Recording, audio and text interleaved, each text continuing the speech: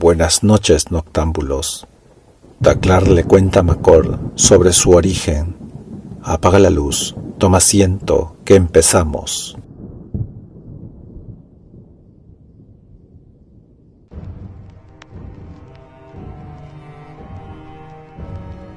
El valle más allá del tiempo, de Lynn Carter.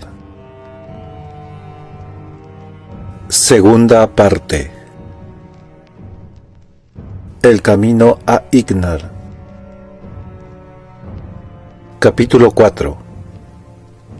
Después de largo rato, Macor despertó y supo que no estaba muerto, porque era evidente que los muertos no sentían dolor, y él sí lo sentía. Abrió los ojos nublados y legañosos, y vio abajo el polvo moviéndose. Estaba atado sobre la grupa del trifo, con el penetrante olor de su piel pegado a las narices. Y había otro olor a descomposición. De las caderas hacia abajo, su cuerpo estaba en llamas. Le latía la cabeza, las costillas magulladas le dolían. Tenía los labios y el paladar resecos y cubiertos de polvo. Refunfuñó algo con voz entrecortada, y en un instante la bestia se detuvo, y Taclar estuvo a su lado soltando las ataduras, ayudándolo a bajar.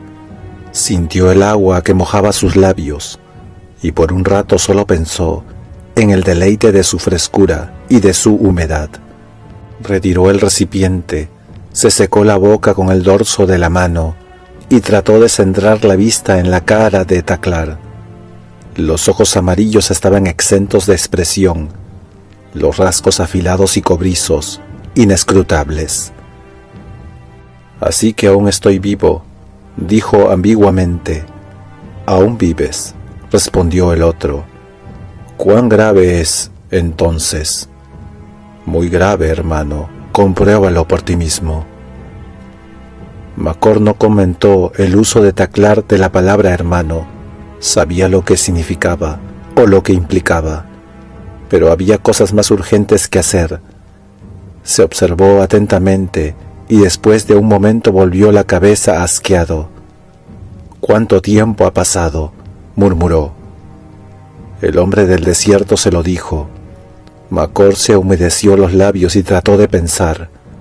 Un hombre no puede sobrevivir mucho en el desierto, a no ser que sepa un par de cosas sobre su organismo. Taclar había hecho todo lo que sabía. Había resteñado la herida lo mejor que pudo, y había hecho un firme torniquete en el muslo entre la entrepierna y la cadera, cortando la circulación. Había tenido la precaución de soltar el torniquete de vez en cuando, pero no sabía de la existencia de medicinas en el botiquín, y de haberlo sabido, probablemente hubiese desdeñado usarlas. Al pensar en el posible envenenamiento de la sangre, Macor transpiró y sintió náuseas. Entonces pidió el botiquín, más agua y una frazada para protegerse del polvo. En el botiquín había poderosos bactericidas de amplio espectro, un agente anticoagulante y tubos de neomicina. Macor ingirió 3 tabletas de calmantes y una tableta de cafeína concentrada para despejar la cabeza. Luego se colocó varias inyecciones, comenzando por 12 centímetros cúbicos de energol. Esto marcaba el límite máximo que su organismo podría tolerar, pero lo mantendría por 3 horas sin dolor ni fatiga. Tendría que pagar las consecuencias después, lo sabía, pero ahora lo importante debía hacerse. El energol le recorrió el organismo como una nube de fuego chispeante. El dolor se amortiguó y luego se desvaneció. Se sintió alerta, lúcido y sereno. Comenzó a preocuparse de la pierna. Taclar no había lavado la herida. En el desierto uno no se lava nada, ni aun una herida. El agua es más escasa y preciada que la sangre, más preciada que la vida, y toda la larga y horrible incisión estaba encostrada con sangre coagulada y polvo. Macor la limpió con un paño húmedo y luego la embadurnó con neomicina. La cubrió con ungüento y comenzó a coser la herida lo mejor posible. Gracias a las inyecciones no sentía dolor, pero sabía lo que estaba haciendo, y tenía que fruncir los labios y apretar las mandíbulas para no vomitar. Los bordes carnosos de la incisión estaban hinchados y violáceos. Los abrió con un escalpelo y dejó escurrir la pus. Luego los cubrió con neomicina y los cosió. Cada cierto tiempo se detenía a descansar y tomaba unos tragos de brandy. Sabía que no tenía muchas posibilidades, pero no le quedaba otra alternativa que intentarlo. Taclar había vendado la herida con tiras de una frazada, atadas firmemente, manteniendo juntos los bordes rotos del traje térmico lo mejor posible. De no ser por eso, hubiese tenido que luchar también contra el congelamiento. Cuando terminó era casi de noche, de modo que acamparon y comieron. Macor no tenía hambre, pero se obligó a comer la carne y tomó más píldoras. Sabía que le quedaban algunas horas de lucidez sin dolor antes que la fiebre y el delirio comenzaran, como él temía. Le mostró a Taclar las diferentes píldoras y ensayaron varias veces lo que el otro debería hacer una vez que Macor no pudiese valerse por sí mismo. Hablaron poco mientras comían. «Mala cosa, Gord». «Mala», asintió Macor. «Tendrás que amarrarme cuando comience a delirar, así no saldré a vagar por la noche, y suplicaré por agua, pero debes darme solo esto por día», explicó midiendo con los dedos. El otro asintió sombríamente. «Hice todo lo que pude, Gord». Macor asintió. «Lo sé, gracias». No había más que decir. Durante 4 días con sus noches, el guerrero lo había alimentado, cuidado y limpiado cuando se ensuciaba. No había palabras para agradecer a un hombre esa generosidad. Se encontraban en el centro del Regio. Pronto, tal vez al día siguiente, Taclar pensaba dirigirse al norte, hacia el interior del Sabeus. Para entonces Macor estaría casi loco de fiebre y no sabría nada de nada. En 1 día o 2 más, podría estar muerto. Ambos estaban conscientes de ello. No era necesario tocar el tema. Taclar tenía una expresión rara. Su frialdad se suavizó. Estaba tratando de decir algo y le costaba.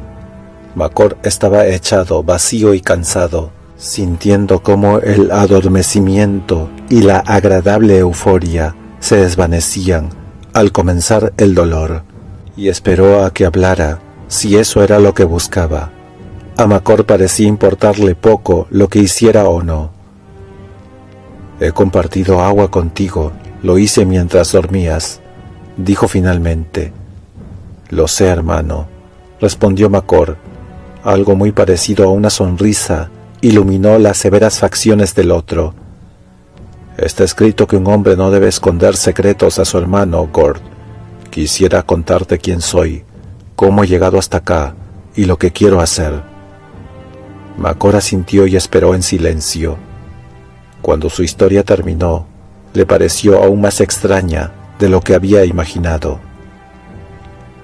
«La nación del halcón alado es un pueblo antiguo y orgulloso. Sangre de reyes corre por sus venas, atenuada con el correr de muchos siglos. Es verdad que no por eso menos real. Taclar era un gran príncipe, o lo había sido. Su linaje era antiguo incluso para una raza en la que el linaje de sus príncipes se remontaba a menudo a 1 millón de años atrás, los inicios del Pleistoceno. En un pasado remoto, antes que los océanos se retirasen, que el aire se enrareciese y que los azules bosques y llanuras muriesen hasta quedar solo arena, ellos conformaron una poderosa civilización. De polo a polo la palabra del Jamut Tengru, el Papa Emperador, era ley sagrada. Existían 10 naciones, 10 poderosos clanes de millones y millones de seres. Pero entonces el mundo comenzó a morir, y ellos a morir con él. A medida que los salados mares se hundían dejando al descubierto varias extensiones barrosas de la costa, Las ciudades de mármol de los puertos fueron abandonadas, condenadas a la ruina. Enormes masas se transformaron así en vagabundos al marchitarse sus campos y bosques. Grande fue la pérdida que esto trajo consigo en los caóticos siglos siguientes. La ciencia que había recibido de sus dioses, la sabiduría que había preservado a lo largo de interminables eras, se transformaron en nómadas, luego en bárbaros, finalmente en poco menos que salvajes. Pero eran un pueblo antiguo y orgulloso, y eran testarudos. Se adaptaron a un mundo que moría. Las privaciones y sufrimientos los endurecieron, sobrevivieron y se aferraron a lo poco que podía ser conservado de sus ancestrales tradiciones y sabiduría. Al dispersarse, separados por miles de kilómetros de desierto, que otrora fueron el fondo de mares, ahora desaparecidos, habiendo perdido el contacto entre sí, los restos de cada una de las 9 naciones que sobrevivieron al crepúsculo del planeta protegieron sus propios fragmentos del conocimiento atesorado. La posesión de estos fragmentos de antigua sabiduría se hizo hereditaria. La tutela de este conocimiento pasó de padre a hijo a través de muchos milenios. Así sucedió con la dinastía de Taklar. Y allí en la desértica llanura, acurrucados bajo las heladas estrellas, el marciano reveló su secreto al terráqueo que, en forma tan extraña e inesperada, se había convertido en su hermano. Desde hace mucho tiempo, hermano, mi casa ha mantenido el secreto del sendero milenario. Nos fue revelado por los eternos para cuidar por siempre el camino al Watán. Tú que has leído las escrituras y que conoces algo de nuestras tradiciones, sabrás, tal vez, lo que significa esa palabra. Macor lo observó intrigado. Por supuesto, conocía la lengua lo suficiente para comprender que Watán significaba valle sagrado. Sin embargo, no era un erudito. Algo sabía de las epopeyas y de los paralipomenos. Para su conocimiento se limitaba a lo que podía aprenderse escuchando a un bardo entonar las viejas canciones para un grupo de nómades reunidos alrededor de un termogenerador bajo las estrellas resplandecientes. El valle sagrado. Algo afloró en su memoria, un viejo vestigio de saber casi olvidado. Trató de recordar, pero Taklar retornó el relato. Sombrío el rostro, sus severos ojos parecieron desolados por un viejo dolor. En su oportunidad, el secreto me fue entregado, el secreto que mis antepasados habían cuidado desde los albores del tiempo mismo. Y a mí me lo robaron, una mujer. Escupió la última palabra, como si le envenenara la lengua. Su nombre era Serit, era una mujer del clan bajo, que bailaba entre los hombres por oro. Llegó al campamento real de mi nación en una caravana de gordos mercaderes, y bailó ante nosotros a la luz de las estrellas, y era muy hermosa. La deseé como un hombre sediento desea el agua, pero se burló de mí y me negó su cuerpo. Buscando saciar mi sed, le ofrecí riquezas y un lugar en mi casa, un lugar de honor, pero aún se negó y volvió a burlarse. Su cabeza caía sobre el amplio pecho y volvió la cara para que Macor no pudiera verlo. Entonces la locura se apoderó de mí. Nunca he sido débil por las mujeres. Taklar, de la nación del dragón helado, jamás se ha arrastrado a los pies de una mujer. Nunca he sido esclavo de mis deseos, pero ante el esbelto cuerpo de Serit me sentí presa de un encantamiento. Perdí la razón y el honor. Ella me provocó, riéndose, cimbrando frente a mí, sus ojos como enormes piedras preciosas, fulgurando a través de la sedosa cortina de su pelo negro como la noche. Estaba hambriento de sus pechos, hados como la fruta, hambriento por recorrerla con mis manos. y en mi locura e insensatez le rogué que pidiera lo que quisiese. Dijo que no deseaba otra cosa que una prueba de que mi amor por ella era más fuerte que cualquier otro que hubiese albergado mi corazón. Me pidió el secreto que los príncipes de sangre habían conservado desde los albores del tiempo. Me lió que le revelara el camino a Ofar la Sagrada. Ah, hermano mío, hubiese sido preferible morir como un cobarde en ese momento, antes de que mis labios se abriesen para no sucumbir ante mi deseo. Pero mis labios se abrieron y no morí. Macor sintió un escalofrío al escuchar las palabras lentas y tortuosas, susurradas bajo las estrellas. Porque ese vago recuerdo que se agitaba hacía poco en las profundidades de su mente le vino ahora a la memoria, y supo qué es lo que el otro había querido decir con Watán, el valle sagrado. Entendió lo que Taklar le había estado relatando, y creyó saber, cuál era el secreto que los príncipes dragones de dinastía de Taklar habían mantenido en reserva tan celosamente y por tanto tiempo. Asombrado comprendió lo que había hecho el guerrero que tenía a su lado, lo que le mereció el desprecio de sus hermanos de clan y el exilio de por vida de sus dominios. Había venido al camino del jardín del Edén por el deseo del cuerpo de una mujer. Capítulo 5. Pero siguieron al amanecer, rumbo al norte, hacia la meseta. Hablaron poco, ya que la fiebre y el dolor se fueron apoderando de Macor.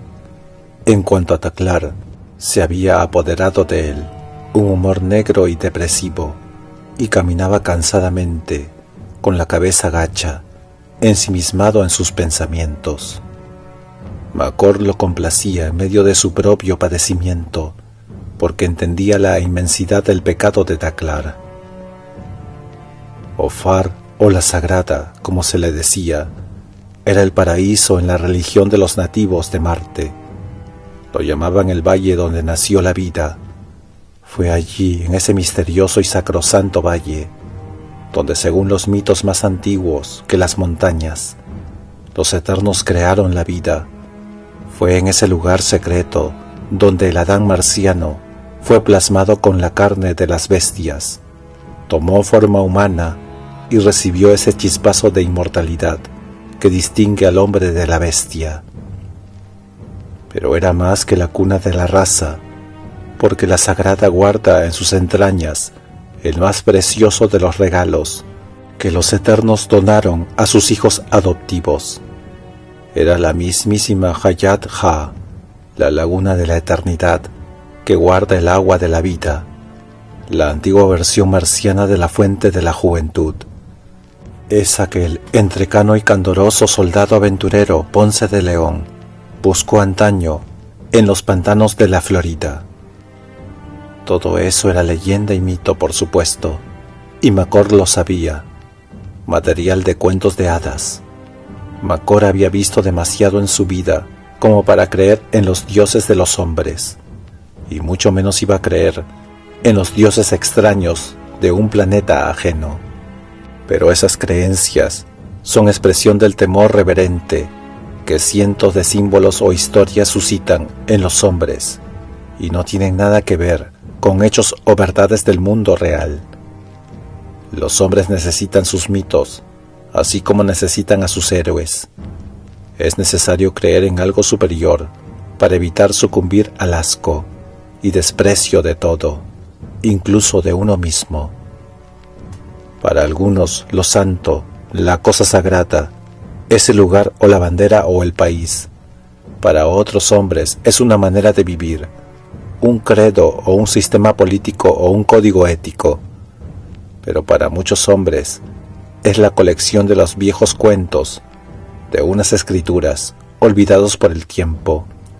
Macor no tenía fe en las escrituras, ya fuesen de sus propios antecesores cristianos o de la religión marciana, pero sabía lo mucho que significaban para ellos los vestigios agonizantes de un pueblo que moría, y comprendió al fin el verdadero significado de lo que había hecho Taclar.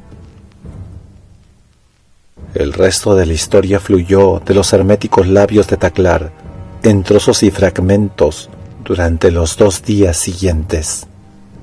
Le había revelado el secreto a la bailarina para probarle que su amor por ella era aún más fuerte que sus votos hereditarios, más fuerte que su honor, y antes de estrecharla en sus brazos siquiera una vez, ella escapó amparada en la oscuridad de la noche en un trifo robado, y se esfumó en los pantanos. Solo había jugado con él, como un gato con un pequeño ratón, cruelmente, con las agudas garras escondidas tras suave terciopelo.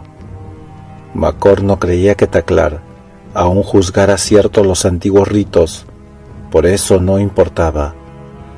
Era suficiente saber que había manchado el honor de su casa por culpa de una ramera caprichosa.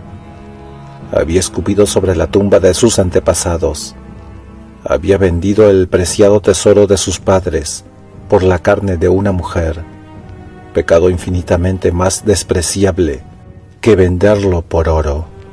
Se había presentado de inmediato ante el anciano príncipe de su nación a confesar su pecado, que estaba más allá de la redención, ya que sobrepasaba todo castigo. Se le despojó de su nombre de clan, y el emblema del principado de su casa fue arrojado al polvo.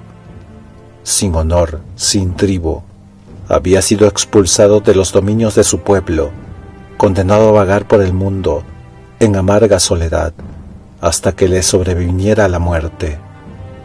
Ya no le quedaba nada por qué vivir, pero había algo, un secreto que alimentaba en su corazón, más profundo y violento que el deseo que había sentido por la mujer, y ese deseo se llamaba venganza. Macor era más fuerte de lo que él mismo creía. Había pensado que la fiebre aparecería en pocas horas, pero su organismo se defendió y mantuvo a la enfermedad a raya durante 2 días.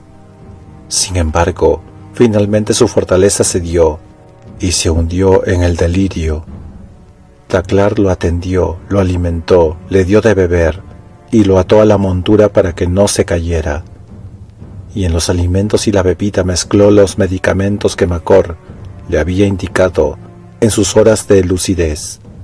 Siguió sus instrucciones, aunque no creía en el poder de las medicinas de los terráqueos. Por la noche, con los huesos cansados, se acurrucaba junto a Macor y le hablaba suave y pausadamente. El terráqueo ahora estaba delgado y alicaído, con los ojos brillantes de fiebre. Deliraba y se retorcía entre sus ataduras. Taclar le hablaba porque no tenía con quién hacerlo. Era solo el desierto, el silencio, la noche y las estrellas. Pensó que el sonido de una voz humana podría aliviar y calmar a Macor en su delirio. Tal vez era así en parte, pero lo más probable era que le hablara, simplemente, para descargar su alma y mantenerse cuerdo. Le contó que había recorrido el mundo buscando a la bailarina Serid. Le había buscado con avidez en los campamentos del pueblo, en las caravanas de los gordos mercaderes, y aún entre los viles y fagad, en los cuarteles de las colonias terrestres. Preguntó ansiosamente por ella en todas partes, pero no supieron decirle nada, y no la encontró nunca. Entonces había supuesto, con un escalofrío de terror, que era posible que no le hubiese sonsacado el secreto solo por satisfacer su vanidad, sino con un propósito definido. El único propósito que podía imaginar eran las viejas razones que llevan a los hombres de todos los mundos a buscar lo inalcanzable, el motivo que llevó a los conquistadores españoles a explorar las tierras vírgenes de la desconocida América en busca de su propia fuente de la juventud. Y todo por el temor a envejecer y morir, porque estaba dicho en las Escrituras que aquellos que bebiesen de la laguna se tornarían jóvenes nuevamente, para nunca envejecer ni morir. Y una mujer como Serit, que se gana la vida tentando a los hombres con su belleza y luciendo su juventud ante su lujuria, teme por sobre todo la llegada de la vejez, con sus canas y sus arrugas. El primer paso del sendero milenario era la ciudad de Ignar. Era antigua esta ciudad, más antigua que el Carbonífero, tan vieja que ni aún las leyendas registraban cuándo se erigieron sus primeros pilares. Había muerto hacía tanto tiempo que ni aún las epopeyas recordaban los tiempos en que los hombres le habían habitado. La primera de las ciudades, le llamaban las Escrituras, era como la tierra de Nod, donde Adán se estableció cuando fue expulsado del paraíso y cuyas puertas fueron cerradas a sus espaldas por un ángel con una espada de fuego. Sin embargo, había existido una ciudad llamada Ignar. Taklar pensaba que se encontraría en el seno de la meseta Sabeus. Este era parte del secreto que su familia había guardado desde tiempos inmemoriales, y la razón por la cual el sendero milenario había permanecido oculto era para impedir a los hombres buscar Ofar la Santa, donde se encontraba el agua de la vida, ya que bañarse en ella era un sacrilegio. Hace ya mucho, los dioses decretaron que no era bueno que el hombre viviera por siempre, ni que morara en el valle más allá del tiempo, donde los eternos habían caminado una vez. Así estaba prohibido entrar allí, y el camino se guardó en secreto, y la custodia de ese secreto se confió al fundador de la dinastía de Taklar. Desde ese día, ningún hombre de la casa había revelado el secreto a un extraño. Solo cuando el padre de cada generación yacía en su lecho de muerte, confiaba el secreto a su hijo mayor. Así había sido por siglos, y solo Taklar había traicionado esa antigua confianza. Sabía que no lograría jamás el perdón por su pecado, pero sí podía matar a la mujer que le había burlado y sellar por siempre sus labios. Esto por lo menos lo satisfaría a él. Aliviaría el cargo de conciencia que pesaba como plomo sobre su espíritu, y ese era el objetivo de su vida. Se dirigía a Ignar cuando su bestia se había desplomado sobre él, aplastándolo, allá en el Harán, donde el terráqueo que ahora era su hermano lo había encontrado. Nunca supo por qué había muerto esa bestia. Así son los trifos, pueden galopar incansables y sin quejarse por cientos de kilómetros. Cuando llegan al límite de sus fuerzas, se mueren de golpe. La bestia de Macor sucumbió al tercer día. Repentinamente emitió un chillido como para helar la sangre y cayó de rodillas, balanceando la cabeza. El temor se apoderó de Taklar, sacándolo de su estupor. Saltó repentinamente con un cuchillo desnudo brillando en sus manos. Cortó apresuradamente las ataduras del inconsciente Macor. No bien lo hubo sacado de la montura, la bestia se desplomó de costado sobre el polvo y quedó allí resollando por unos instantes antes de morir. Taklar observó fijamente a la bestia muerta, y luego dirigió su vista a la pared montañosa de la meseta que bordeaba el horizonte hacia el norte. Parecía estar cerca, muy cerca, pero sabía que no lo estaba, y se sintió descorazonado. Cargaría las alforjas, porque era necesario. Allí estaba almacenado el alimento, el agua, las frazadas y los medicamentos. Pero no podía cargar a Macor. Aún flaco, acabado y estremecido por la fiebre, el terráqueo era una carga pesada, y Taklar sabía que su pierna quebrada, aunque ahora estaba soldada, no sería capaz de sostener ese peso. Pero no había nada que hacer sino tratar. Poco le quedaba de su mancillado honor.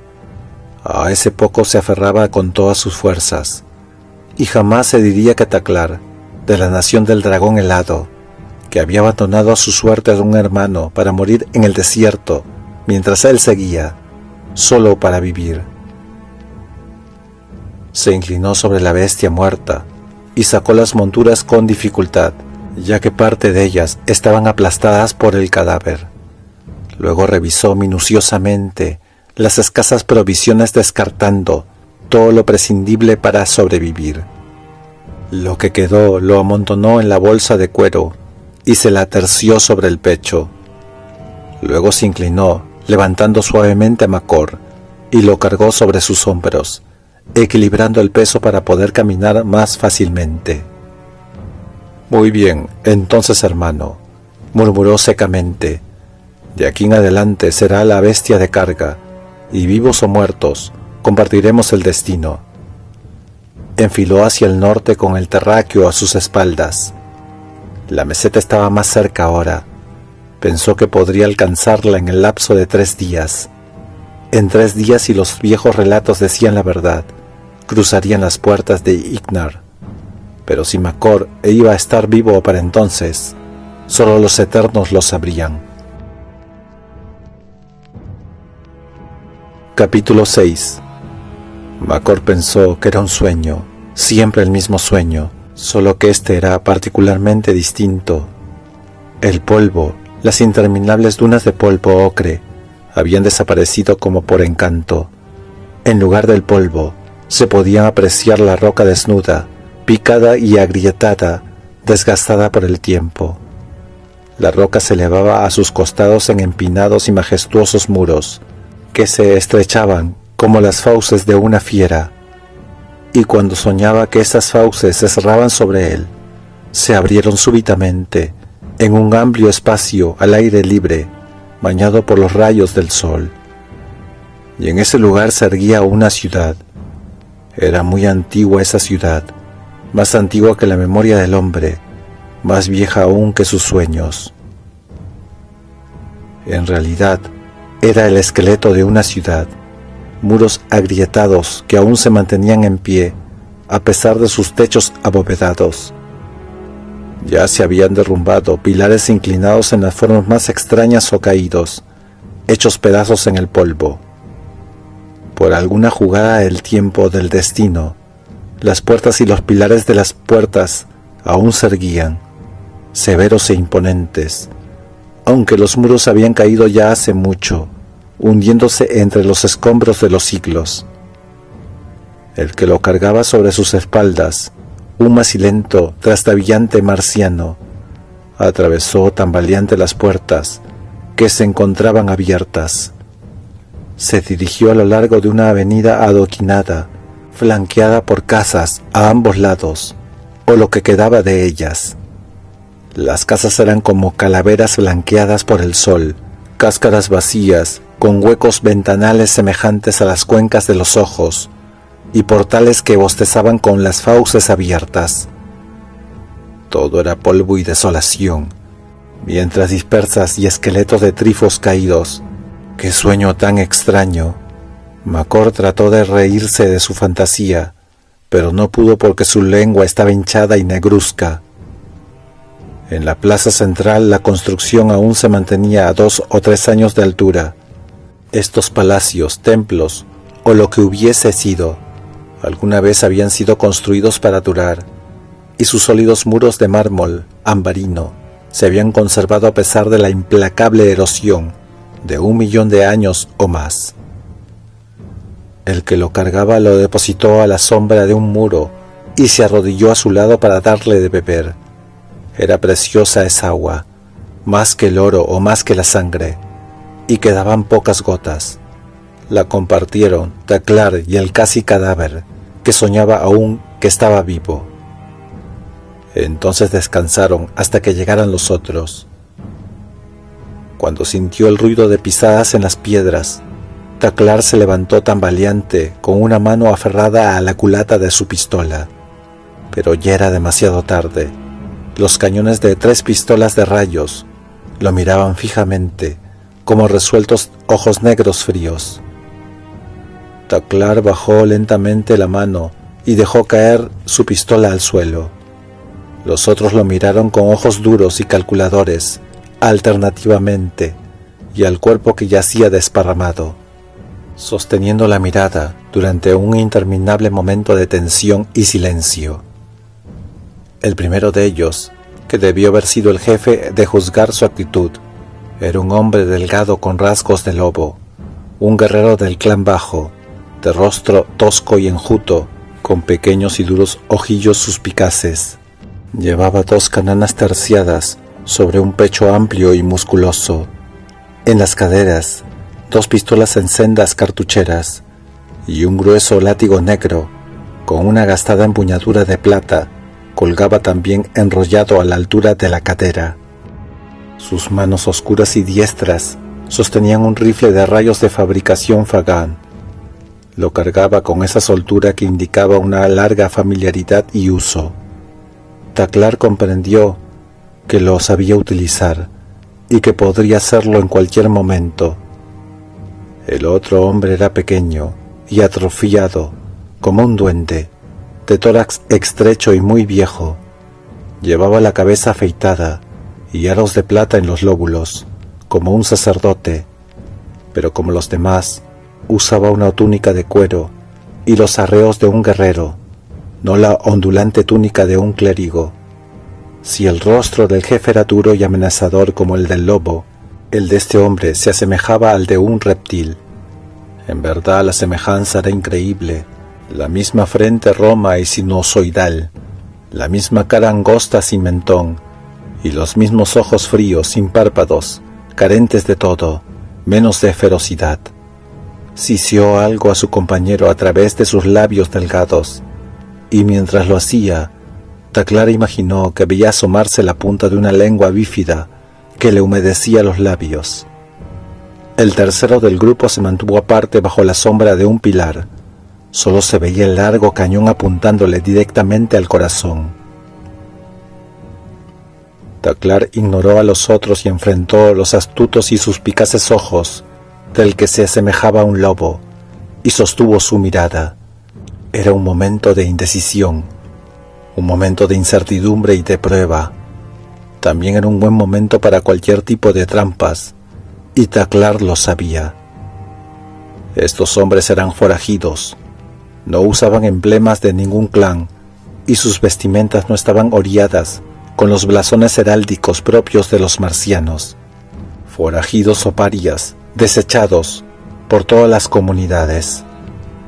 Le temían porque él era un factor desconocido, y le temían porque no podían estar seguros de que estaba solo. Era un momento que podía terminar con la muerte, fácil y velozmente, y era el momento de no demostrar temor y de jugarse el todo por el todo. Pero Taklar estaba asustado. Cualquier hombre hubiese sentido miedo en esas circunstancias, en ese aspecto vacío, sin duda, bajo el apagado resplandor del sol, atrapado como una polilla ante la boca de 3 armas que le apuntaban. Pero por las venas de Taklar corría sangre de antiguos reyes. La orgullosa herencia lo hizo erguirse firmemente. Moriría si debía morir, pero no demostraría temor ante la muerte. Cruzó los brazos sobre el pecho y desafió al hombre lobo con la mirada. Y cuando habló, sus palabras fueron tranquilas y mesuradas, y su voz no tembló en lo más mínimo. No tienes por qué temerme, mis armas están a mis pies. Estoy solo, salvo el hombre que aquí está casi muerto de fiebre, y soy un paria como tú. El hombre con cara de lobo sorbió aire ruidosamente a través de su dentadura. Sus ojos destellaron amenazadores bajo la sombra de un kafira. ¿Quién es ese que conoce a Chastar, pero sobre el cual los ojos de Chastar nunca antes se han posado? Escupió. Su voz era fiera y sonaba aguda y tensa de sospecha. Taklar se encogió de hombros con indiferencia. No te conozco, ni nos hemos encontrado jamás, por lo que sé. Pero ¿quién moraría aquí, en una ciudad, en el medio de la nada, sino alguien con su cabeza a precio? El destello de sospecha pareció desvanecerse un poco mientras Taklar hablaba. Tuvo tanto que ver el tono casual, displicente, en que fueron dichas las preguntas, como su significado. El hombre que se llamaba a sí mismo Chastar dijo con voz áspera: Empuja la pistola con tu pie y no hagas ningún movimiento en falso. Taklar hizo lentamente lo que se le ordenó. Aún sin quitar los ojos de Taklar, el forajido dijo al enano de cabeza afeitada, al estilo sacerdotal: «Tú, recógela». El sacerdote, sin emitir palabra alguna, se agachó y cogió la pistola de Taklar. Jaskar la recibió, examinándola. No exhibía sello de ningún clan, pues había sido comprada a un contrabandista en las callejuelas de Yeolan. Mascullando algo, la introdujo en su cinto. «¿Quién eres y cómo llegaste aquí?», preguntó agriamente. «Mi nombre es Taklar, y he venido a pie la mayor parte del camino». Jastar abrió la boca para rebatirle, pero entonces notó por primera vez el estado de las vestiduras de Taklar, rasgadas y cubiertas de polvo. Sus ojos se posaron en el terráqueo semi-inconsciente a los pies del marciano. «¿Y eso que traes contigo? ¿Eres amigo de los malditos extranjeros o te has vendido a ellos?». Taklar negó bruscamente con la cabeza. «No siento simpatía por los Fagán como raza, pero el hombre que besa las puertas de la muerte, aunque es verdad que es un Fagán, es mi amigo, mi hermano». El otro lo miró sorprendido. Sospechaba que algo no había sido dicho. «Taklar, ese es tu nombre», balbuceó. «Pero no me dices de qué nación eres», agregó. «No, por la misma razón que no me has nombrado la tuya, porque no tengo ninguna. Soy un adud, un paria, como ya te he dicho». «Miente», dijo una dulce voz desde las sombras. El sonido de esa voz heló la sangre de Taklar y se puso intensamente pálido. La tercera del grupo, que había permanecido en las sombras, se adelantó. Era una mujer, una muchacha más bien, a juzgar por sus pequeños y turgentes senos. Sus piernas eran largas y delgadas, su cabello como seda negra, caía descuidadamente sobre sus torneados hombros y descendía como una catarata resplandeciente. Su rostro era un sueño de belleza y promesas, pómulos altos, ojos rasgados, un pequeño mentón incitante, la boca amplia de labios carnosos y sensuales, donde una risa maliciosa jugaba permanentemente. Los inmensos ojos traviesos parecían refulgir bajo las largas pestañas. Era hermosa, muy hermosa, aún en el aturdimiento de la fiebre. La virilidad de Makor respondió a la atracción tentadora de su belleza. Se acercó, bañada por el sol, lánguidamente, como lo haría un gato. Los ojos de los hombres estaban sobre ella, lo sabía. Sosteniéndole la mirada, se desperezó lascivamente, bostezando, arqueando su flexible cintura. Sus ojos brillaron al observar de reojo a su atento auditorio, y entonces bajó los párpados. Jastar se quedó mirándola contrariado y perplejo. El pequeño sacerdote la observaba con los ojos entrecerrados por el deseo, pero Taklar parecía golpeado por un rayo, su rostro rígido, una máscara de frío bronce. Solo sus labios se movieron susurrando un nombre. El sonido se lo tragó el silencio. Solo Makor oyó el nombre: Serint. Fin de la segunda parte. Tercera parte. El camino a Ignar. Capítulo 7. Era una extraña escena. El sol brillante pero frío, las ruinas y el grupo inmóvil. Echado a la sombra del muro, Makor se sintió extrañamente fuera de todo, como un espectador observando el desarrollo de un drama. Por un momento quedaron como paralizados por el encanto de la muchacha. Repito, miente, dijo. Había burla en sus ojos. Le sonrió a todos, luego se volvió. Jastar estaba frenético. Se volvió hacia ella rápidamente, sus ojos cargados de rabia.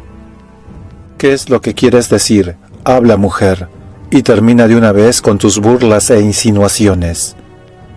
Sí, ¿en qué miente?, murmuró el vejete, aunque sostenía el arma en sus nudosas manos. El cañón apuntaba directamente al corazón de Taklar. Taklar permaneció inmóvil, los brazos cruzados sobre su pecho, su rostro vacío de toda expresión. La muchacha encogió los hombros. Una mentira es una mentira, dijo. Chastar escupió y blasfemó histérico. ¿Conoces a este hombre, perra? Habla, contéstame, Serid, o te rompo la espalda con mi látigo. ¿Conoces a este hombre? Lo miró y se rió en su cara. No me tocarás con ese látigo tuyo, porque si lo haces, nunca te diré el camino a la sagrada. Así que cuida tu lengua y tus maneras, o mis labios se cerrarán para ti, y buscaré otro que me acompañe al valle. Maldita seas, ramera, gruñó el forajido.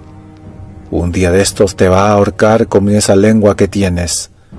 Ahora déjate de estupideces. ¿Conoces a este hombre o no? Sus burlones ojos se encontraron con la fría mirada de Taklar. Luego los apartó. Nos conocemos, dijo, encogiendo los hombros indolentemente. Bien, entonces, dices que miente. ¿En qué, maldita? Chastar escupió. Macor comprendió que en el fondo se odiaban, el hombre lobo y la mujer gato, el amor entre ellos. Si es que eran amantes, debía ser algo salvaje, con arañazos y feroces bofetadas. Levantó una mano y jugueteó con las campanitas de su pelo. Repiqueteaban armoniosamente cuando se movía. Es un príncipe de la nación del dragón alado, dijo indiferente, o por lo menos lo era cuando lo conocí. Algo quedaba por decir.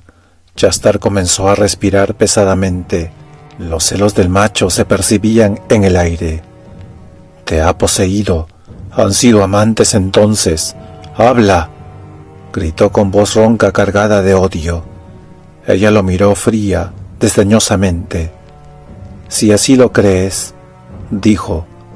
Lo sé, puedo sentirlo en el aire, gruñó Chastar. Sus ojos tenían un brillo asesino ahora, y la mano que sostenía el arma tembló por vez primera, bajo la intensidad de sus pasiones. El hombre estaba demasiado tenso. Macor imaginó sus nervios expuestos a flor de piel. La más mínima provocación le enfurecía, y la bailarina jugaba con él, provocándolo, burlándose. Era como tener entre los dedos una navaja de dos filos. Si tú lo dices, dijo Serid, pero la verdad del caso es que jamás me ha tocado. No, ni siquiera con una mano. No es que no lo quisiera, me deseaba, Chastar, casi tanto como tú. Sus ojos se burlaron al decir esto último. Lo raro fue que sus palabras tranquilizaron al hombre, tal vez porque sabía que no mentía, o quizá porque deseaba desde el fondo de su alma que fuese cierto. En todo caso, su furia asesina se tornó en un humor sarcástico. Miró a Taklar de pies a cabeza y rió con una risa horrible y cruel. Ah, ahora entiendo. Es el principillo a quien le robaste el secreto del sendero. Ah, bueno, ¿por qué no lo dijiste? Bien, principillo, ¿qué se siente al ser víctima de una mujer como ella? Taklar sudaba bajo la túnica, pero siguió sin demostrar nada, aminorando la insinuación. Tú sabes qué se siente, Chantar, sonrió. Creo que a ti también te embauca, o has tenido más suerte que yo y te ha pagado en la cama. Eso sí que enfureció al forajido. Blasfemó y se adelantó, apoyando su mano en el látigo que llevaba en el cinto. No ha conseguido más que tú, dragón, rió Serid, y lo tiene irritado. Oh, ustedes los hombres, tienen que pasarse la vida tratando de poseer algo, para después amarrarlo con cadenas, amenazas o promesas. Pero yo soy Serid, una mujer aire, no me entrego porque sí, pero cuando lo hago, me entrego por completo. «¿Entonces te entregas a veces?», preguntó Taklar. La muchacha rió haciendo alarde de su belleza. Sus ojos se encontraron con los de él, puros y alegres por un instante, como percibieran una alma gemela. Luego la burla reapareció en ellos. Se tornaron nuevamente crueles. «Nunca me he entregado a un hombre todavía, porque aún tengo que encontrar al que lo merezca. Tenlo presente, dragón, que cuando encuentre a ese hombre me tendrá toda. Los demás, todo lo que conseguirán, será una mirada, una sonrisa, un dejo de mi perfume en el aire». Chastar la miró intensamente. «Te tomaré cuando yo lo desee, ya te lo he dicho. Yo tomo lo que deseo, serás mía, Aserit». «Quizá», bostezó, «y quizá no, pero en todo caso, eso no es parte del trato. Tu parte es facilitarme el viaje a la sagrada, y mi parte es señalártelo, y el tesoro que encontremos lo compartiremos, tú y yo. En cuanto a lo demás, no está en el trato. Si llega a suceder, sucede, si no, no». Chastar se volvió a Taklar. «Entonces seguiste a la ramera hasta acá, principillo. Es muy amargo ser engañado». «Engañado no», dijo Taklar sonriendo. «¿Por qué no tomaste nada que yo hubiera poseído? Te he dicho la verdad en eso al menos. Y por otra parte, no parece que haya sido tuya hasta ahora. Además, no la seguí. Vine pensando que acá la encontraría, y vine solo». «Por venganza, esa es la palabra». «Algunos podrían llamarlo venganza, pero yo tengo otro nombre». Chastar hizo un gesto impaciente. «Me estoy cansando de este juego de palabras. ¿Qué haremos con ellos, Pul?». El pequeño sacerdote los miró a ambos con indiferencia. «Matarles, señor, ¿qué otra cosa?». Chantar sonrió bestialmente, dejando al descubierto sus largos dientes. Pero antes de que pudiese hablar, Taklar rompió a reír estruendosamente. Lo inesperado de la reacción desconcertó al forajido. «Miren, tenemos otro milagro. Primero encontramos un hombre que sigue a la mujer que odia por medio mundo, y no para vengarse. Y ahora se ríe ante las puertas mismas de la muerte. Aclárame este prodigio, fraile». «Yo te lo aclararé», dijo Taklar. «El mapa está incompleto». Las palabras quedaron suspendidas en el silencio. Chastar parpadeó nerviosamente. Serit se volvió para enfrentarles, las manos en sus ondulantes caderas. «Miente nuevamente, Chantar. Mátalo ahora. No podemos hacer el viaje con un enemigo. Nos mataría a todos mientras dormimos, ya que sólo así podrá corregir el error que cometió al habérmelo entregado. Mátalo, lobo, y tal vez te ame por eso, un poco». «No podrás ni siquiera iniciar el camino, mujer, porque no sabes cómo», dijo Taklar tranquilamente. Chastar escrutó a Serit. «Ahora dime, por todos los dioses, mujer, ¿me has mentido después de todo? ¿Conoces el camino a Ofar o no?». Taklar volvió a reír a carcajadas y se sentó a la sombra. «Ah, lobo, has confiado en una mujer que engaña a los hombres por placer, y ahora tú también has sido traicionado. ¿Es que nunca entonces te mostró el mapa? Veo por tu expresión que no. Bien, ese mapa está incompleto. Tiene una parte en blanco, y solo yo sé lo que debería haber allí. Por lo tanto, si me matas, nunca llegarás al valle, y no vivirás para contarlo. Dile que te lo muestre si crees que miento». Chastar miró amenazadoramente a Serit, quien rehuyó la mirada mordiéndose los labios. El sacerdote mantenía su arma dirigida a Taklar y Makor, pero observaba al forajido y su mujer, con ojos fríos y hambrientos a la vez.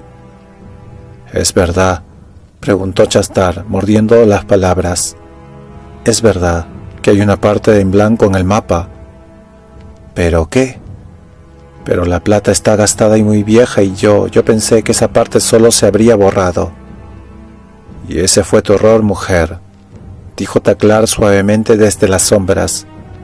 porque mis antepasados sabían que, sea como sea que se guarde un tesoro, siempre habrá hombres lo suficientemente astutos como para robarlo al final.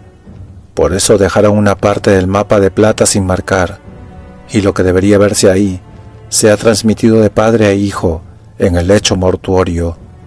No llegarán nunca a Ofar viva, a no ser que yo vaya para indicar el camino. ¿Cómo podemos fiarnos de ti, sabiendo que eres el guardián de lo que hemos tramado robar? Nos engañarás y nos llevarás a todos a la muerte para mantener tu secreto, masculló Chastar. Taklar observó tranquilamente su rostro distorsionado y la furia que brillaba en sus ojos. Ese Chastar es asunto tuyo. Tienes que encontrar la forma de convencerme de que no me matarás una vez que hayamos rozado el lugar por el que solo yo puedo guiar. Chastar lo miró anonadado. ¿Quieres decir que irás con nosotros al valle? Incluso Sarit miró asombrada al príncipe. Este rió y se desperezó cansadamente. ¿Qué otra cosa puedo hacer? ¿Pero por qué?, exigió el forajido. Taklar encogió los hombros. Tal vez porque yo soy tan curioso como cualquier hombre y quiero saber la verdad de la historia. O tal vez porque, como cualquier hombre, ambiciono vivir por siempre, eternamente joven y fuerte. Se incorporó frotándose la cara.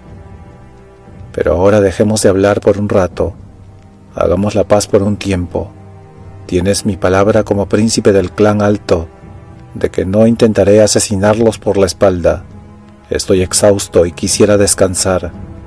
El hambre y la sed se disputan en mi estómago, y ya no sé cuál grita más fuerte. Y mi hermano está muy débil y enfermo. ¿Tienen medicinas o acaso alguno de ustedes es curandero? El fraile, quizá. Hay un curandero, Fagan, en nuestro campamento, murmuró Chastar, indicando con un gesto de la cabeza el palacio en ruinas al otro lado de la plaza. El sendero a Ofar. Capítulo 8. Mi prisionero. Él tiene medicamentos. Pum, llévalos allí y enciérralos junto a los odiados. Mi cabeza está confundida con tus palabras. Conversaremos durante la comida, principillo. Ven, mujer. Quisiera ver ese preciado mapa tuyo por fin, para comprobar cuánto de lo que has dicho es mentira.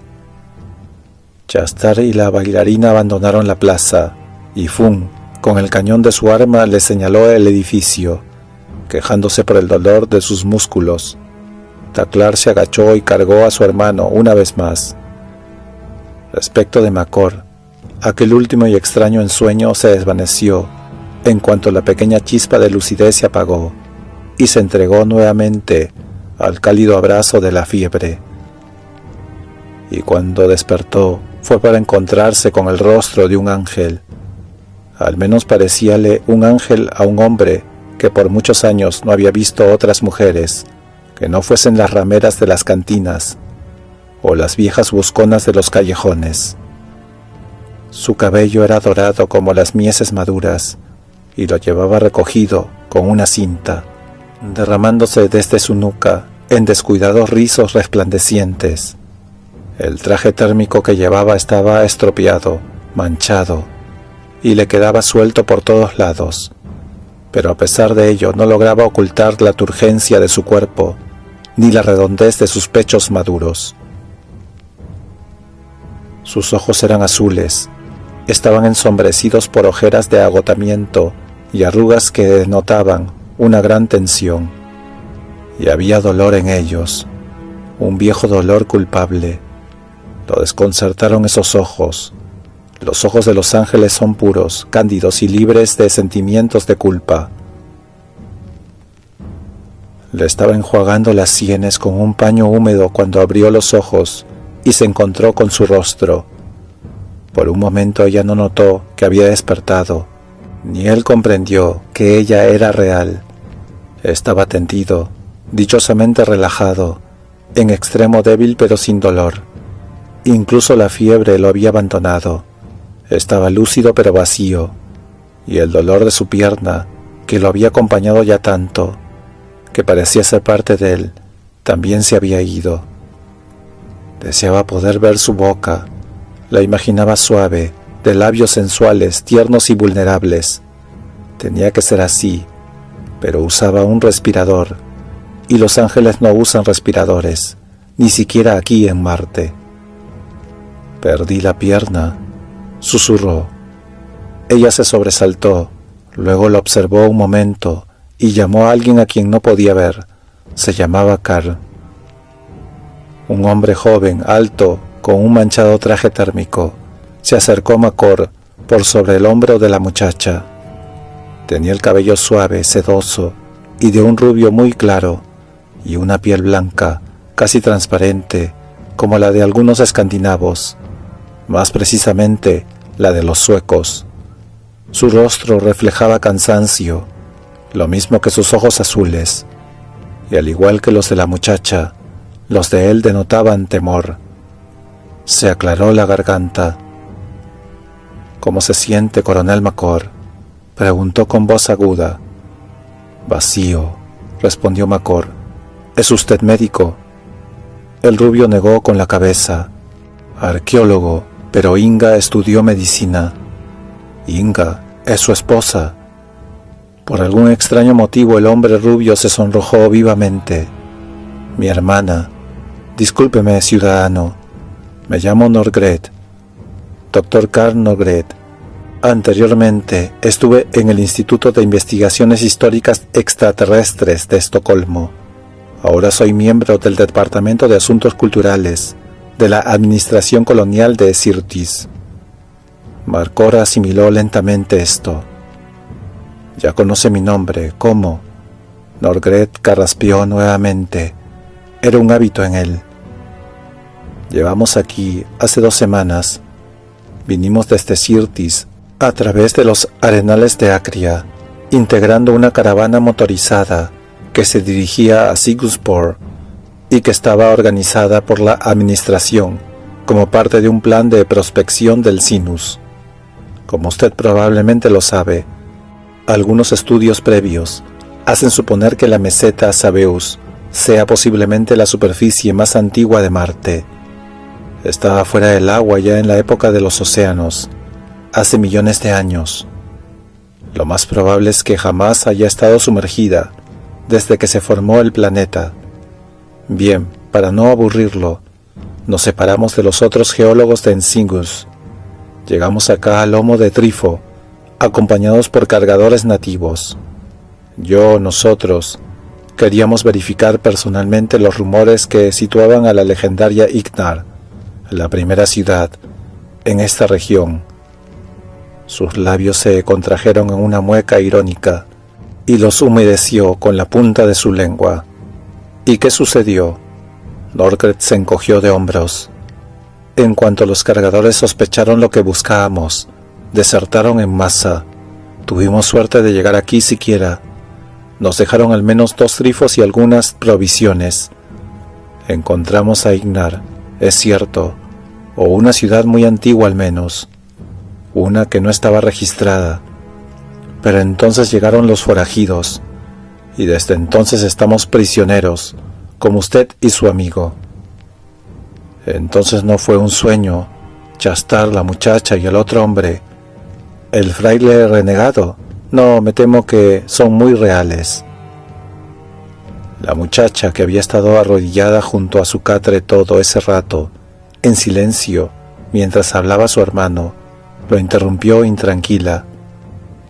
Debe descansar, Carl. Norgret pestañeó. Oh, por supuesto, qué estúpido soy.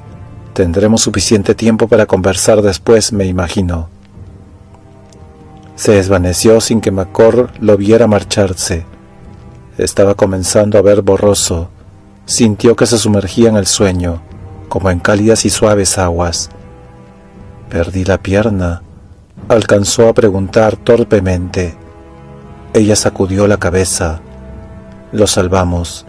Una de las cosas que dejaron los cargadores cuando nos abandonaron fue un Atwood M400 nueva.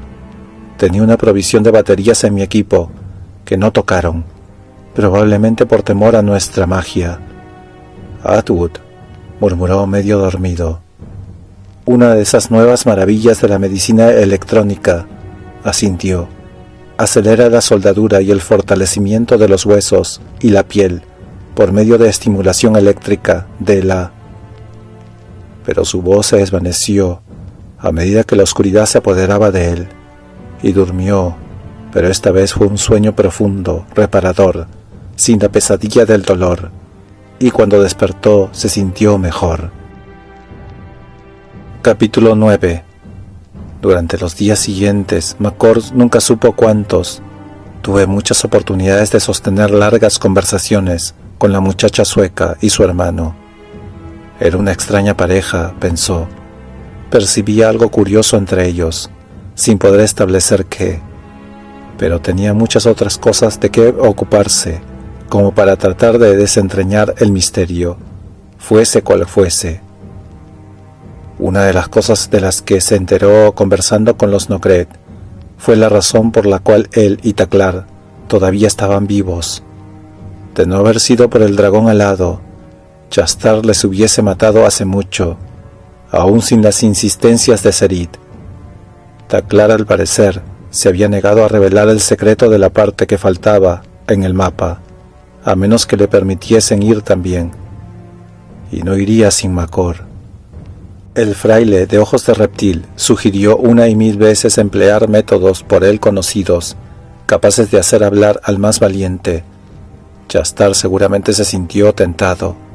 Odiaba a Taklar solo por el hecho de sospechar que había sucedido algo más entre él y la bailarina. Pero hasta Chastar sabía que con torturas no obtendría nada. Los guerreros del dragón alado jamás cedían a la tortura y morían silenciosamente, sin emitir siquiera un lamento.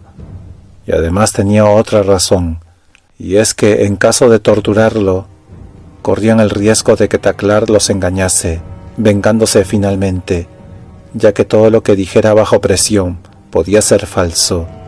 Si había trampas mortales en el sendero, lo más probable era que Taklar señalara justo el camino a ellas, y moriría con la satisfacción de saber que sus torturadores no lo sobrevivirían. No, hasta el más violento de los forajidos sabía que la mejor solución, en verdad la única, era llevar consigo a Taklar, caminando al frente, de modo que si quisiera llevarlos a la muerte, fuera él el primero en sucumbir. Pero antes de eso, McCord debía sanar y estar en condiciones de hacer el viaje. Chastar se encolerizó y maldijo, pero no había nada que hacer sino esperar que el terráqueo se recuperara, lentamente, con los cuidados de la muchacha rubia. Convalecía más rápido de lo que jamás soñó. En gran parte se debía al modernísimo equipo que los Nocret habían traído en su expedición, y también a que en Marte las heridas de los terráqueos no se infectan. Ambas razas, probablemente, una sola en los albores del tiempo, según rezaban algunas teorías, había evolucionado en total aislamiento durante millones de años. Las bacterias no se reproducían con facilidad en la diferente estructura del cuerpo de un terrestre, aunque había algunas enfermedades lo suficientemente virulentas como para atacar a unos y otros.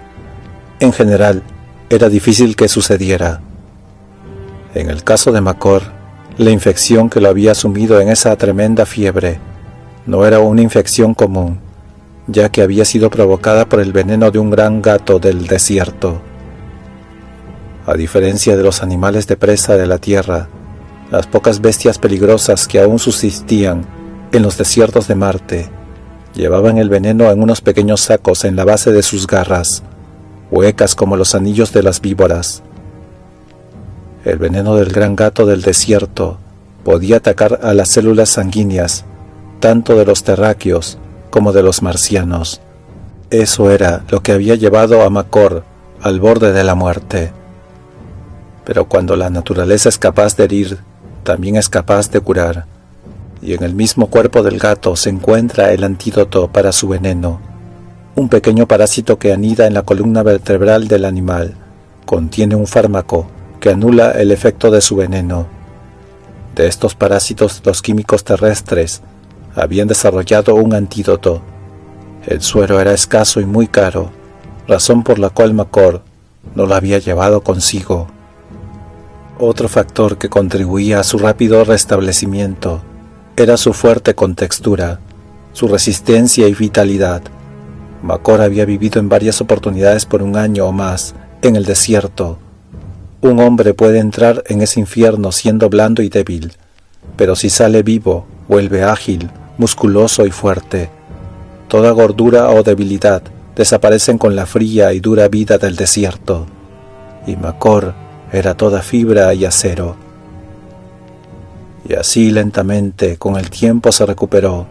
Tenía drogas para controlar el dolor y para combatir la infección, drogas para despejarlo y para cerrar las heridas de la piel y los músculos desgarrados. Macor deseaba con amargura que existiesen en la farmacopea drogas para olvidar lo pasado. A lo mejor existían. Taklar se mantenía retraído y silencioso ante los demás. Solo Macor percibía el profundo dolor del príncipe de la dinastía del dragón alado, que ahora era su hermano, y solo Macor presentía que estaba planeando algo. ¿Venganza? ¿Qué otra cosa podía ser sino venganza contra la mujer que le había hecho tanto daño? Taklar y Macor casi nunca estaban juntos. Estaban vigilados constantemente, ya fuera por los burlones ojos de Serid o por la fija mirada del reptil de Pum, de modo que no había oportunidades para que Macor le preguntara a su hermano qué planeaba hacer. En verdad no había mucho que hacer, a no ser que el guerrero guardase un as en su manga. Lo que Macor dudaba. Habían sido desarmados y revisados minuciosamente, junto con su equipaje. Con Macor medio cojo, era imposible sorprender y dominar a los forajidos, y estos portaban armas día y noche. Y para hacer las cosas aún más difíciles, Chastar sospechaba que el dragón intentaría hacer algo semejante. Andaba tenso, nervioso, y no descansaba jamás. Por la noche Macor y Taklar dormían separados, Macor en su catre en la pieza vecina a la de los suecos, en un cuarto sin ventanas, cuya puerta se cerraba por fuera. Taklar dormía en un pequeño cuarto separado del ala principal, una pieza de muros fuertes, igualmente sin ventanas, provista de una pesada puerta que también cerraba por fuera. El pequeño fraile renegado se envolvía en sus frazadas ante el umbral para asegurarse de que no escaparan de noche. Macor comenzó a dudar de que pudieran hacerlo. Deseaba poder leer el pensamiento de su hermano. Esperaba que Taklar le deslizara una nota o alguna señal cuando comían o cuando trabajaban juntos en el alambique condensando la ración diaria de agua de las plantas gomosas. Pero nunca le pasó un mensaje, ni tuvieron la oportunidad de intercambiar un par de palabras en privado. Por último Macor se resignó y dejó de pensar. Cuando llegase la oportunidad, estaría preparado, si es que llegaba. Mientras tanto, centró sus esfuerzos en recomponer su maltrecho cuerpo y en recuperar sus energías. Descubrió que esperar día a día la recuperación era peor que esperar que sucediera algo. Las tensiones del grupo eran como una carga de dinamita con una larga mecha encendida.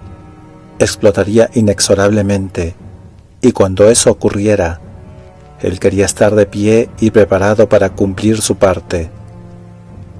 Pero volver a estar de pie no era tan fácil como desearlo, aún con los adelantos de la medicina electrónica.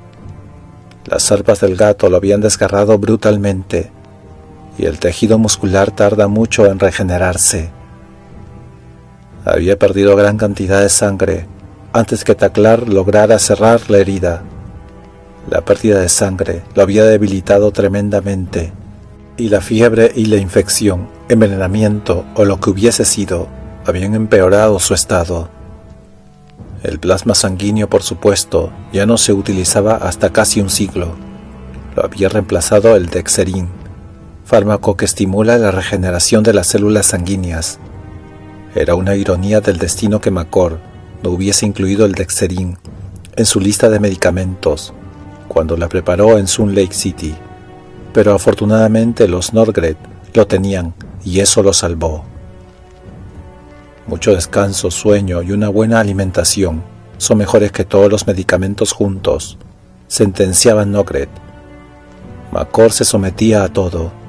No podía negar que cada día se sentía mejor. Veía poco a Nogret, salvo por las tardes, cuando se reunían todos en una gran sala del ruinoso palacio, en la que los forajidos habían instalado la única termoeléctrica.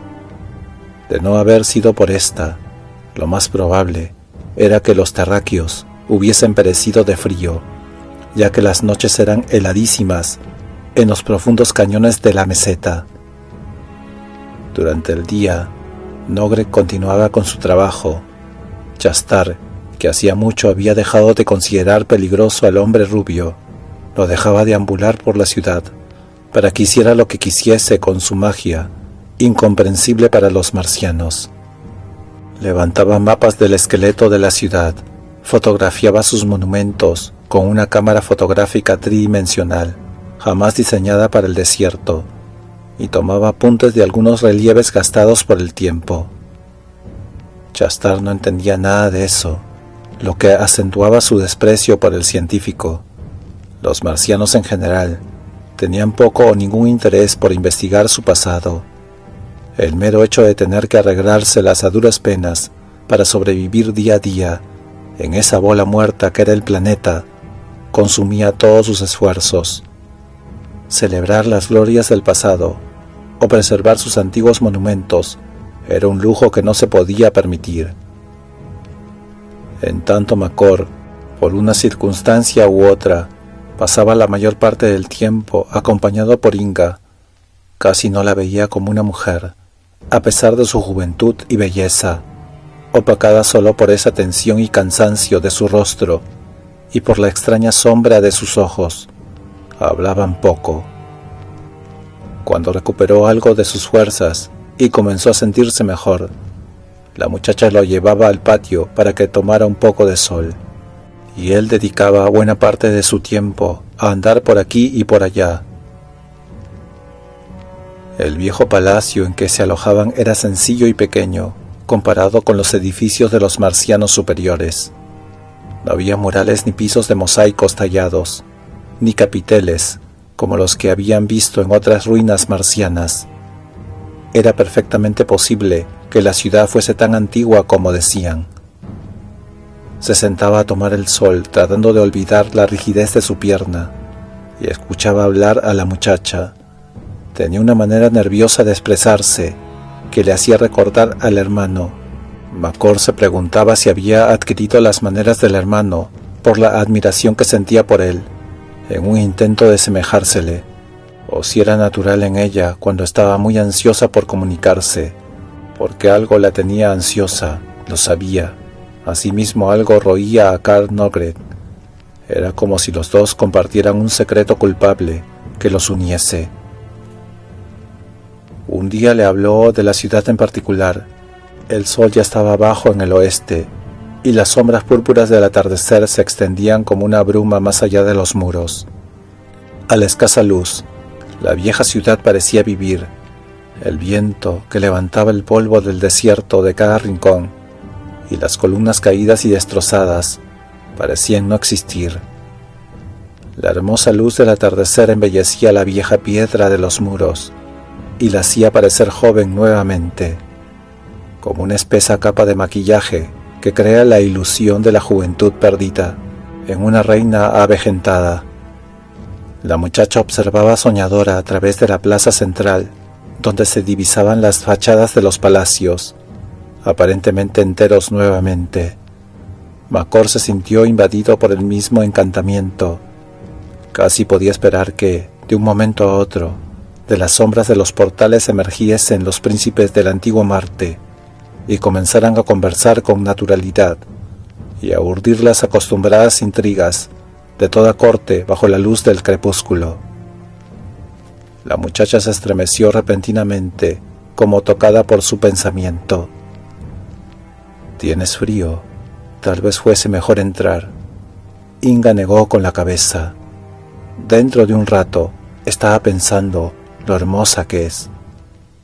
¿Es realmente tan antigua como dicen las antiguas leyendas?, preguntó mientras acomodaba su pierna, que había comenzado a molestarle con el frío del atardecer. Tal vez más.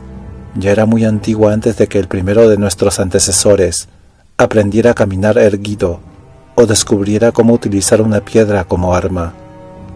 Estaba abandonada incluso antes de que la historia marciana comenzara, mucho antes que la nuestra. ¿Es realmente Ignar entonces?, preguntó. Macor conocía a Marte lo suficiente como para saber cómo crecían las leyendas y lo poco que hay de verdad en ellas. Ignar significa la ciudad antigua, simplemente, la más vieja, o la primera que los marcianos recuerdan, o sobre la que hayan oído hablar. Las leyendas apenas la mencionan. Fue aquí en Ignar donde Soran llegó a ser príncipe de los niños de Yom, el primer clan, ¿sabes? El primer rey, mucho antes de que Torna fusionara a las 10 naciones en una sola y se erigiese sobre todo el pueblo como su primer Yaman Tengru. Pero este lugar es la verdadera Ignar, insistió. Car dice que es muy difícil estar seguro si realmente existió una ciudad que se llamara Ignar. No hemos encontrado ese nombre en ninguna de las inscripciones, por lo que no podemos saber cómo la llamaban la gente que vivió aquí. Entonces, ¿hay inscripciones? Hasta ahora no he visto ninguna. Hay algunas, principalmente en las tablas ancestrales de la ciudadela circular, cerca del acueducto. Car dice que es un templo en sí, o casa de los antepasados. Hasta ahora no hemos encontrado nada que se parezca a un templo, al menos en lo que respecta a nuestro concepto de templo. Car dice que la gente que vivía aquí estaba demasiado familiarizada con sus dioses como para reverenciarlos o adorarlos. Así como a Adán recién salido del paraíso, no se le ocurrió ponerse a construir iglesias. Las inscripciones son muy difíciles de descifrar, pues son la expresión más primitiva de la pictografía. Solo tenemos un conocimiento rudimentario de ellas. Se estremeció nuevamente. ¿Estás segura de que no tienes frío?, insistió. No, no es eso. Bueno, ¿qué es entonces? ¿Los espectros del pasado? Sonrió levemente.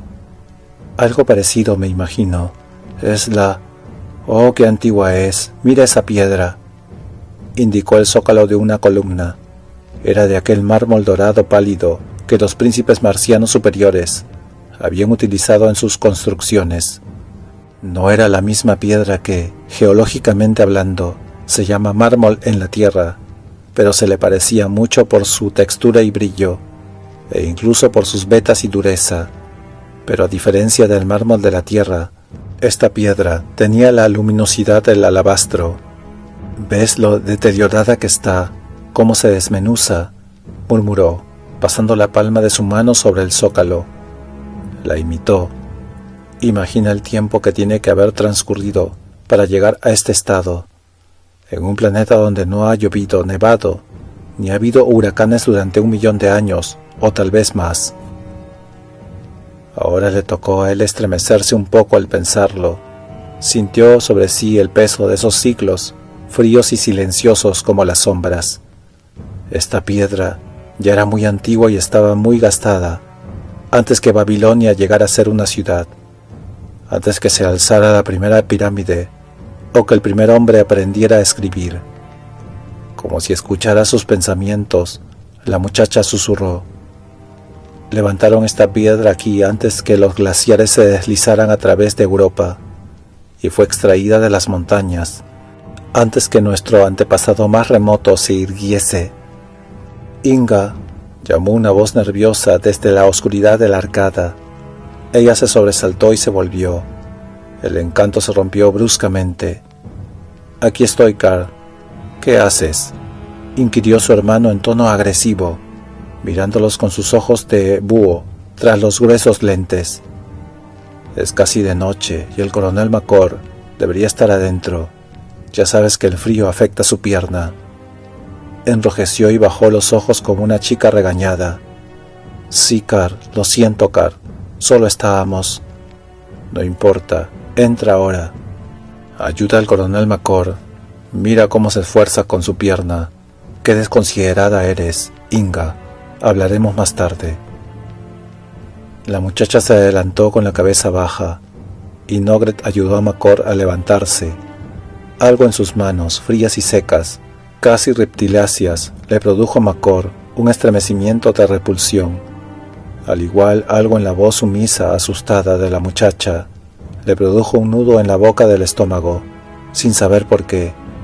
Percibía algo entre ellos dos, algo oculto, escondido, pero espantosamente vivo y casi a flor de piel. Y era algo que no le gustaba. Entró a cenar. Cada 2 días, Chastar bajaba a la hondonada a cazar. Los terráqueos tenían raciones envasadas y los marcianos tenían su dura carne seca, pero ambas cosas eran para casos de emergencia. A Chastar, al parecer, le gustaba demostrar su hombría cazando, o quizá simplemente disfrutaba matando algo. En todo caso, era un excelente cazador y sabía dónde encontrar las cuevas de los reptiles y los lagartos en las rocas, lo que le suministraba abundante y suculenta carne que Inga preparaba en su exquisito estofado, que no requería demasiada agua. Chastar volvía invariablemente a medio galope con las piezas doradas o escarlatas que había cazado cruzadas sobre su cabalgadura, saludando ruidosamente y de muy buen humor. Más de una vez McCord deseó fervientemente que el fanfarrón se cayera del trifo y se rompiera la cabeza. Desgraciadamente sus deseos no se cumplieron. Por las noches yacía en su saco térmico, mirando el techo, esperando que llegara el sueño a medida que las drogas calmaban su dolor. Esperar que Taklar hiciera algo, o que Serit le clavara un cuchillo a Chantar. Lo tenía en el colmo de los nervios. Deseaba que todo terminase pronto, pero sabía que aún faltaba mucho. Fin de la tercera parte.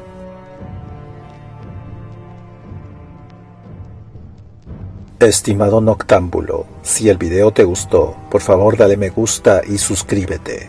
Gracias.